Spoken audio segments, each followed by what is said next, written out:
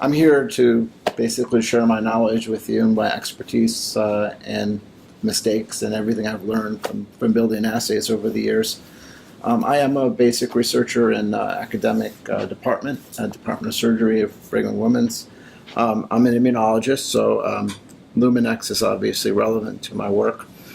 One of the things that I like working on are very complex problems, complex responses, things like that. So immunologists sometimes work on single cells. I actually work on everything, all types of cells, innate immune cells, adaptive immune cells. So throughout my whole career, I've always looked for things that would allow me to look at these complex responses in a very controlled way.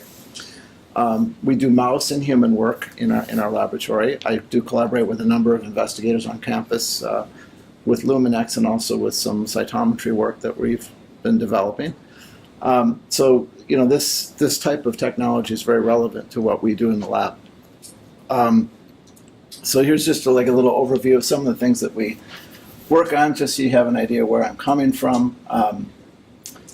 We look at treatments for enhancing the immune system after injuries, pretty much every type of injury, including radiation and head injury, but mostly for traumatic injuries.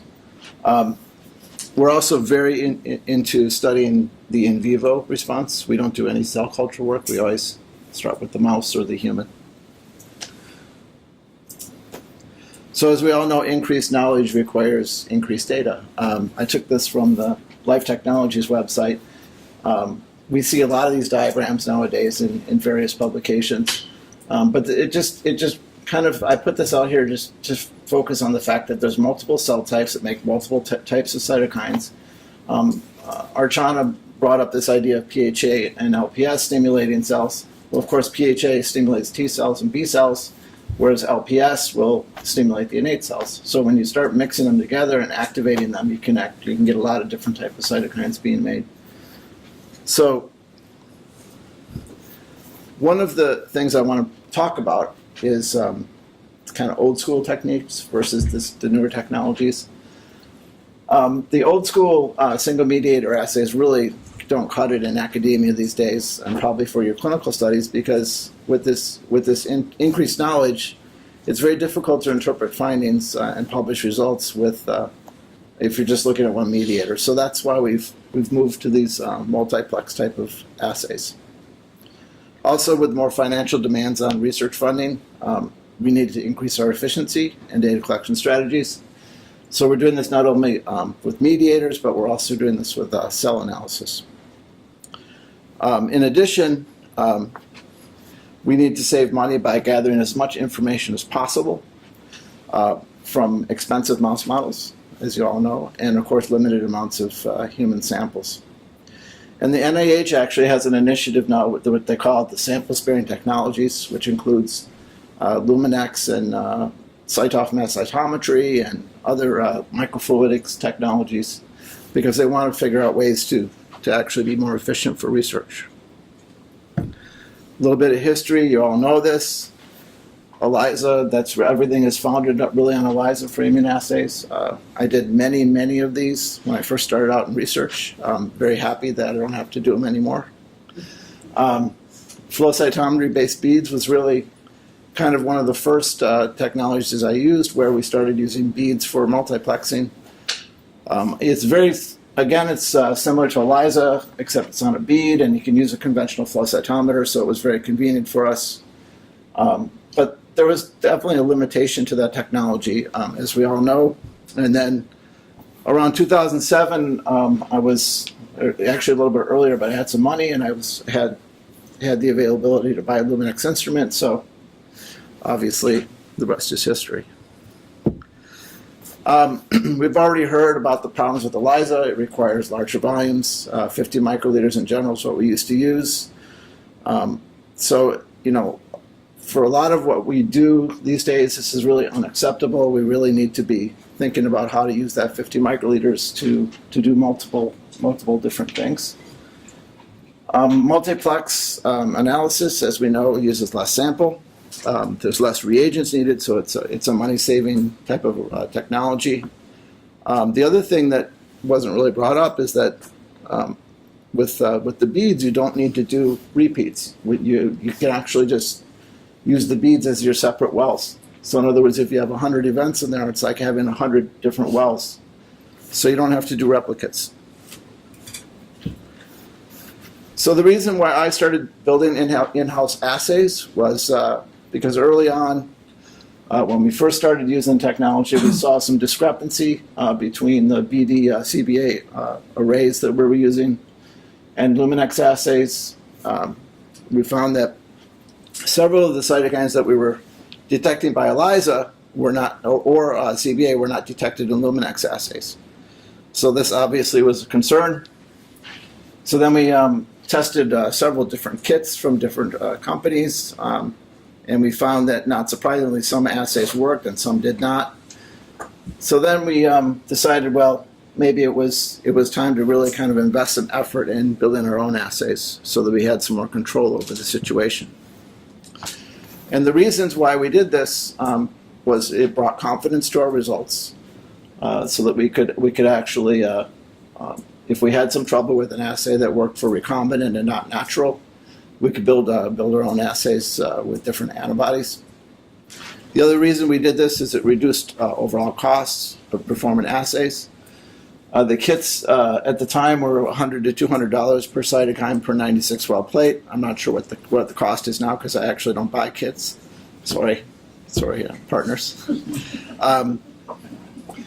And we did discover that making our own assays in bulk was definitely less expensive, and we could design our studies to be more high throughput.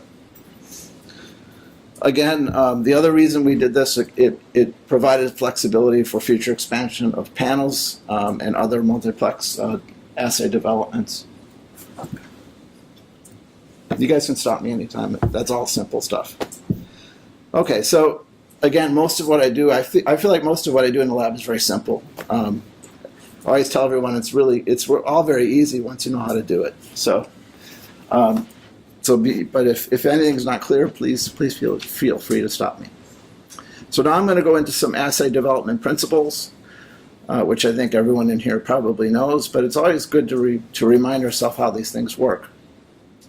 So the way it works is we have our bead. We then stick an antibody called antibody 1 onto the bead. You have your standard or your analyte in there mixed in. Then you have a detection antibody that is biotinylate, and then of course your detection reagent, avid and PE. So the reason why this works so well is because it's highly specific, because you have a bimolecular binding reaction. So it's again like an ELISA. You have your specificity built into the system. But the quality and the specificity of the assay really depends on the nature of the antibodies. And this really is one of the most important things, as we all know, to good assay development, and is constantly one of the challenges that we face as we develop new assays. So I've broken it down into different things. There's constant components, the detection reagent and the bead, and then there's variables, and we consider these when we develop our assays, obviously. So the first step is your bead coupling reaction. That's where you stick antibody 1 onto the bead, and I've listed some of the variables that we consider and really have optimized when we do this first step. Next is the antibody pairing, where you take you have to test your bead-bound antibody 1 versus detection antibody, and of course this is trial and error because not everything works, as we all know. Step number 3 is your detection antibody and avid and PE. You need to do some titration studies. Once you have that first part of your assay developed with the standard, you need to make sure that you're not adding too much of your secondary antibody. We basically optimize the antibody 1 coupling, so we were sure that we have very efficient coupling to the bead. Jim, yes. The antibody pairing, how much trial and error is there per analyte, do you think? In general? We probably have, first off, like an 80% success rate, and that's for human. For mouse, it was a little bit less. We'd sometimes have to, maybe 60, 70% success. And your starting pairs, are those like known ELISA pairs, or are they just randomly sourced? Good question. Whenever I know something works in ELISA, I try to build from what's known in the ELISA. I generally, this is just some of the things I've learned over the years. I generally stick a monoclonal antibody onto the bead, if possible. We found the polyclonals don't work on the bead very well. And then the secondary reagent, again, we try to go with monoclonals if we know that they're paired in an ELISA, but polyclonals do also work very well. So yeah, we start with ELISA pairs that you know work, and then you go from there. And sometimes we actually have to take monoclonals that couple our own biotin onto the monoclonal. Yes. So I'm assuming, because you just mentioned the mono-poly issue, that there's a difference between using one antibody as a capture or detection, that if you were to reverse, you would get better results in some cases. Better or worse. Or Yeah. worse. So sometimes we've had to do that. As you know, some molecules like L18, for instance, there's only 2 antibodies available. In the human, I know that the antibodies work great. In the mouse, they're horrible. So I've done all kinds of things to try to get those to work. And I buy basically every antibody I can get against some of these molecules to get it to work. It's, again, like everything else, is trial and error. But the one thing that I can say that we've gotten very good at is being very consistent with our coupling reactions and concentrations. Knowing how to have the antibody prepared before we actually do the coupling is quite critical. And then the last thing I want to bring up is standards. This is one of the biggest headaches I have when I'm helping people build assays, because when you buy kits, the standards all pretty much look the same.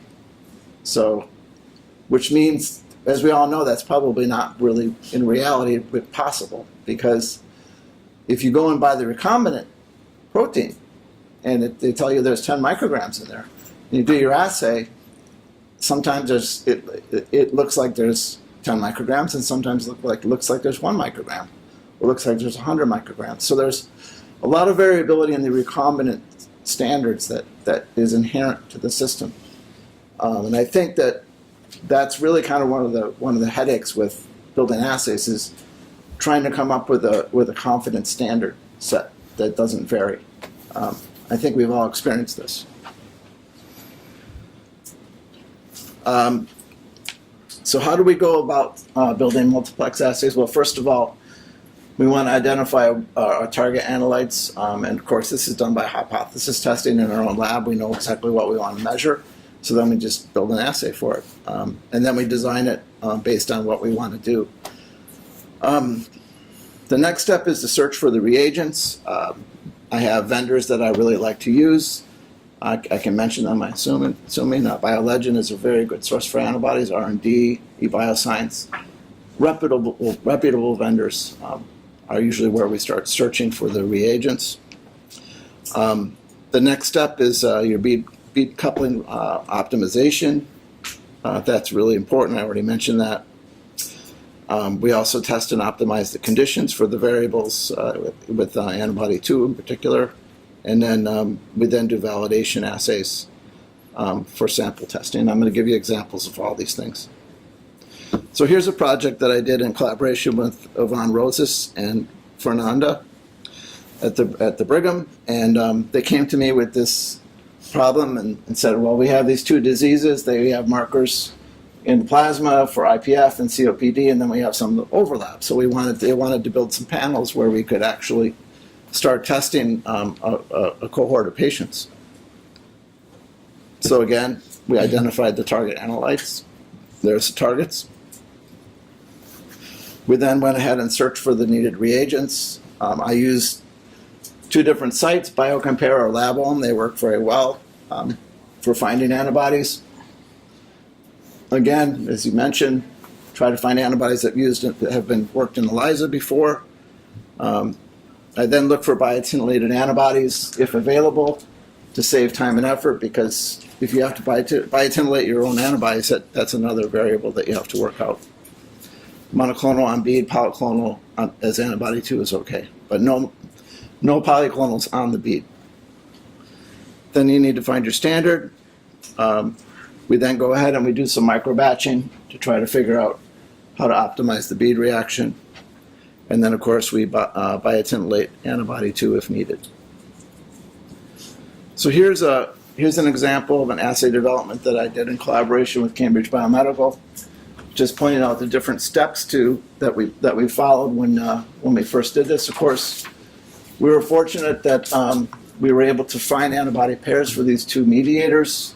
And the first step is to do a microcoupling and then just test the assay up front. And as you can see, the assays worked very well for the first time. We then did another step. We wanted to make sure that we had optimal amount of antibody on the bead. So we took the concentration that worked and we went up to twice the concentration. As you can see, more is not always better. We can see that if you actually add more antibody to the bead, it made the assay worse. I also did half concentration, and that was no better than 1x. And then, of course, the third step is this matrix effect. We wanted to make sure that we could do an assay in either incubation buffer, which is a standard BSA-containing buffer, or a serum matrix that we use in the lab, which is actually horse serum. So as you can see, when you use incubation buffer, we got good curves. We also got good curves in the serum matrix. But here you can see the sensitivity goes down because of the complexity of your serum matrix. So here's a list of some of the antibodies we've developed in the lab for our own research. Again, we developed these reagents as we needed them for the different projects. Some of the most recent ones we've been looking at are some of the lung chemokines. We were able to develop those assays actually in about 2 weeks from start to finish, so that went very well. And then this list of human reagents as well. So one of the things I got very involved in on the Harvard Medical campus was once I knew we could do this, I let my friends know that they should check this out. It's a great technology. So I set up something which I refer to as collaborative consumption. And for people that want to do assays on the Harvard Medical campus, I would do assays in collaboration with them, and they would basically pay me for the reagents that it took to do the assay. And this is really an ongoing thing for me right now. We have several initiatives in the Longwood area. One is Human Immunology Center, which I'm one of the leadership, play a leadership role in the Human Immunology Center, and we're going to implement Luminex for that. Obviously, Harvard Catalyst, which you guys all know about, and then the Brigham Women BRI has also supported some of this Luminex technology. So here's some examples of how to use Luminex to increase your research efficiency. I think you guys all know this, so I'm going to just bring up the important points, which really is the fact that you can do assays on basically any type of cell or tissue extract. You can also do human tears, which I'm going to give you an example of that in a moment. Organ extracts, we've done that. Someone brought up using exhaled breath condensate. I haven't done that yet, but it sounds very interesting. It works. It does? Yes. For Luminex? Yes. Excellent. So here's an example of how we've been able to really use this technology in our own lab to study an important problem, which is the effects of injury on the immune system. And we're very interested in why and how someone who's injured develops sepsis, which is a life-threatening bacterial infection. Here's a treatment study that we did using an mTOR inhibitor, rapamycin. We give it to the animals after their injury, and at about 7 days after the injury, we gave them a challenge of sepsis. The plasma, this is actually a day later. And then we can see with our Luminex technology, we have this increased ability to interpret our findings based on all these different cytokines measured simultaneously. Again, this is from plasma, and this is 20 microliters of plasma. So it's pretty. I was blown away by this when we started to use it in the lab. And as you can see, we can very clearly see that when we treat mice with rapamycin, we get an increase in cytokines that are highly beneficial, IL-12P70, IL-17. We actually get some IL-10, interferon gamma, of course, which is good antimicrobial cytokine. Here's an example where we did some assays in collaboration with Pedram Hamran, and we were Hamra, excuse me. He came to us with a problem: is can we use this technology to look in tear samples?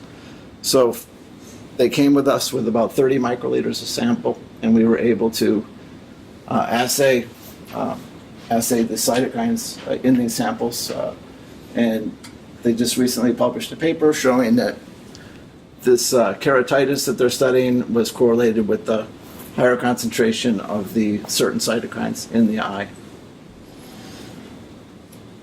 And then here's an example of how we've actually flipped things around and used Luminex to look at immunization studies in mice. Again, we study sepsis in the lab. So what we did here is we took the bead, we immunized mice with TMP OVA. We then put ovalbumin on the bead. We then would put in serum samples from the immunized mice. You could use a human too.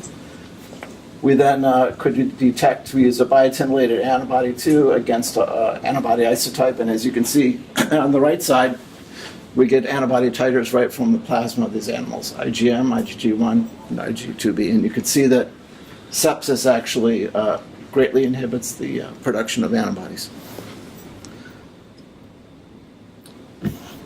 So, in summary, I just wanted to share with you some of what I've learned. Development of these assays is feasible and very cost effective, but of course it takes careful optimization and validation.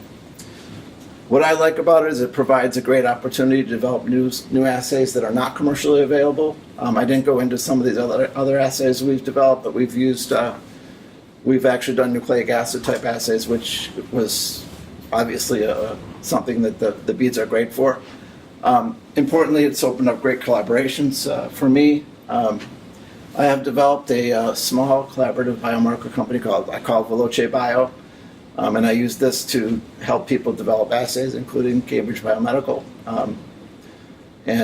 So if you need to get a hold of me, my email is velocebio@gmail.com. Any questions? So do you see any differences, or do you look for differences in multiplexing versus the analyte alone? So like looking at IL-18 in a 10-plex versus in a singleplex, do you see differences? We always test our assay singleplex first, and then we put it into a multiplex situation to make sure it works. Do you get the same results? We do. We really do. You bring up IL-18. IL-18 is a cytokine we know we cannot measure in serum because it completely goes away because the antibody clearly reacts to something in mouse serum. So that kind of stuff we know. There are several cytokines we cannot multiplex, but it's only because the antibody too is cross-reactive. In particular, IL-12P70 and IL-23. We cannot do that because they share a common protein. So the question is, just like you say, for the beads, it's the molecular antibody. The detection antibody is the polyclonal antibody. The question is, for some biomarker, in the serum, they may have a lot of binding protein. So maybe in the molecular antibody, the epitope will be blocked by the other binding protein. So it may not work. I was going to bring that up when someone talked about spiking plasma and serum. That's a huge problem with many mediators. Things don't just float around as a single mediator in serum or even in your body. There's always binding proteins, or they may interact with albumin or HMGB1 or some of these other crazy sticky molecules. There's really not much you can do about that. It's kind of the biology of it. The one thing that we have done, as I mentioned, is we have buffers that reduce those interactions to try to bring these epitopes out. A good example of this is TGF-beta. Everyone in here, everyone in the room knows that TGF-beta binds to a protein in the body or in the plasma, and you need to acidify it and then neutralize it in order to release the TGF-beta. Same idea. We do that with different detergents and things like that to try to bring these things out. We increase our signal, but it doesn't always change our results. So, but yeah, that's an excellent question. So you saw a difference between the standard curve with the horse serum versus the buffer. So Yes. we were talking about matrix effects before. How do you handle that with some of these assays? Do you use specific buffers in your standard curve, or are you Yes. using serum? Yep. Exactly. So when we do experiments with mouse or human serum, we use the horse serum as our serum matrix. Okay. My guess is that many companies use horse serum as well, or fish serum. Those are the two most popular. And I developed all these technologies based on ELISA too. I mean, I've kind of played around with different things. So one thing you do is you do your standards in a horse serum, or you can run your assay or make your dilutions, and then you add the comparable amount of horse serum to your standard. If you don't do that, you're not going to get accurate results. It's going to look like your detection in the serum is not very sensitive. So that's how we get around it. Do you choose horse just because there's not a lot of cross reactivity, or? Yes, yeah. It also, just not cross reactivity. There's not a lot of antibodies made in the horse. There's goat and rabbit and things like that. I think that's why people use horse serum as a matrix protein. So we're coming out with an equine panel, so I wonder what we'll use for our serum matrix. So, yeah, good question. Probably fish. Sorry. Probably fish. And, everyone calls this matrix effect. Really, what it is, it's kind of like it is a matrix effect, but it's an increased blocking Right. activity. I mean, what do you use when you do an immunoassay? Western Right. blotting. You block with BSA or Right. something that has. I mean, in every immunoassay, you use some sort of serum, right, to block. So it Mhm. makes sense Yeah. that it would have an effect. Yeah, absolutely. So, I mean, I've been playing around with lots of other different things. Whenever we need to do something in the lab, I always tell everyone that we try to build it on a bead, because that's just much more efficient. We don't do ELISAs anymore. I don't do Western blots anymore. Yeah. I do everything by flow cytometry.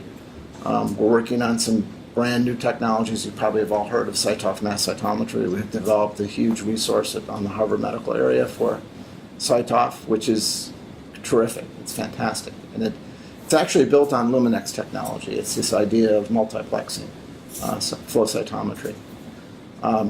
So everything we do, we try to make it more efficient. And Luminex I still think it's one of the most versatile platforms for doing those kind of assay developments.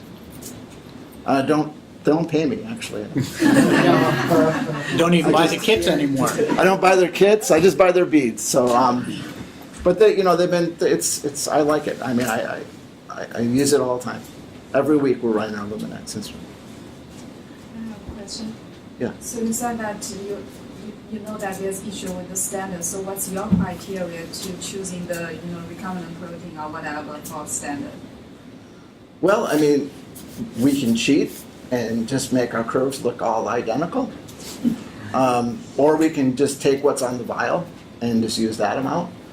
I do know that certain cytokines we work with come more concentrated than what they recommend. For instance, IL-4. If I use what my IL-4 container says for mouse IL-4, I'd have a sensitivity of 0.01 picograms per mil, and I know that's not possible. So I know what the curve should look like. I'm very conservative. I say 10 picograms per mil is usually the lower end for most assays. I make sure that it fits that criteria. But every assay is going to be different. That's the problem with studying proteins. Everything is going to be a little bit different. It's a huge problem in the literature. You want to publish a paper that says you have 100 picograms per mil of TNF, and then someone says, well, you should have 1.5 nanograms per mil when you stimulate. Like, well, that's because their standard was different, you know. So it is a huge issue. So just you said you're looking at the curve. So are you just looking at the curve, or are you looking at the fluorescence intensities? Because the curve can look same every single time, but it's actually the fluorescence intensities that matter the most. Because if you're every time you do that coupling, Yeah. and every time you develop, like, using a new, stock to develop the beads, the fluorescence intensity can vary, and then that's when you will start seeing different results with your samples. Yeah, I mean, it's everything really. Some assays give a fantastic curve and only go up to 10,000 at the top, and some go up to 20,000. And usually the reason for that is a level of biotinylation or something like that. And if I biotinylate the antibody myself, I maximize that so that I get high fluorescence MFIs. But if I'm buying in an antibody, I want to do my assay and it works, and it only goes to 10,000, and I have a great curve and the standard looks good, I'm going with it. Again, I'm a researcher, so I'm not working with the FDA, but I think that even the assays you buy from kits, they don't all go to 20,000. That some of them stop at 7,500, and they work fine. Good question. So what about tissue samples? You try with them, you homogenize, or you work with the homogenize, or you work with after protein extraction or something like that? We've done a number of different things. We have a tissue terror, and we just use the what's it called, the little pellets where it's like a protease inhibitor, and then we just mince them up, and then we measure cytokines that way. We do bronchoalveolar lavage type fluids. It works very well. Like if you inject LPS into a mouse and wait 90 minutes and grind the liver and kidney and lung and spleen up, you're going to get cytokine levels through the roof when you do the protein extracts. There, what we do is we report our results on per milligram of protein. We do a protein assay to standardize things. Yes, but it works great. Great, so you load equal amounts of protein rather than doing volume and doing weight by volume, same ratio, and then loading equal amounts. Actually, we cheat a little bit. We try to take about the same amount of tissue.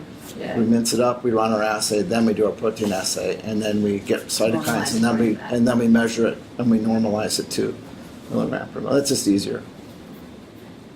So it's very, very. When you immunogen to the bead, so you choose the polyclonal or monoclonal antibodies?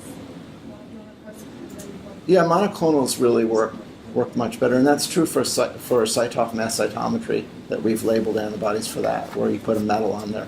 We've had a lot of trouble with polyclonal antibodies. We just can't get it to work well. So we use monoclonals whenever we can, even for secondaries. Yeah. And when you use a secondary, polyclonal as a secondary, it's not a problem to do multiplexing because there's probably more chance to cross-react with other secondary antibodies. As long as they didn't immunize their chicken or their goat or their rabbit with something else, it seems to work okay, yeah. Yeah.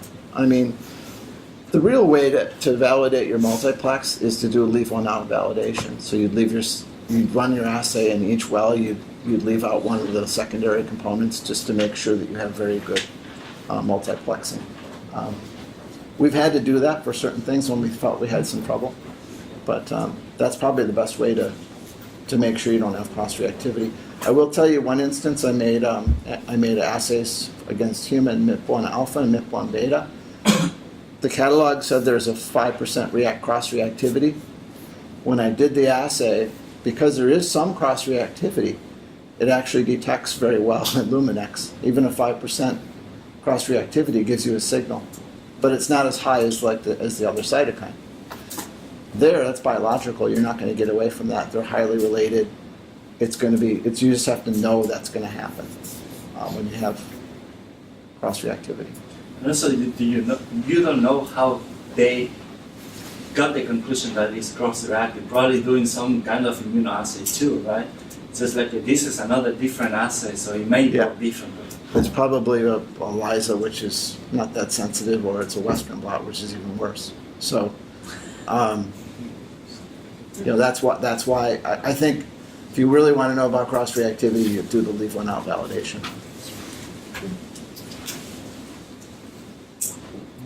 Okay. Great, well, thank you, Tim.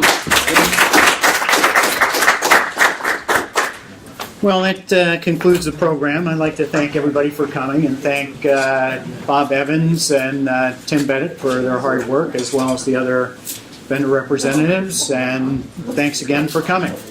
Hope you enjoyed it.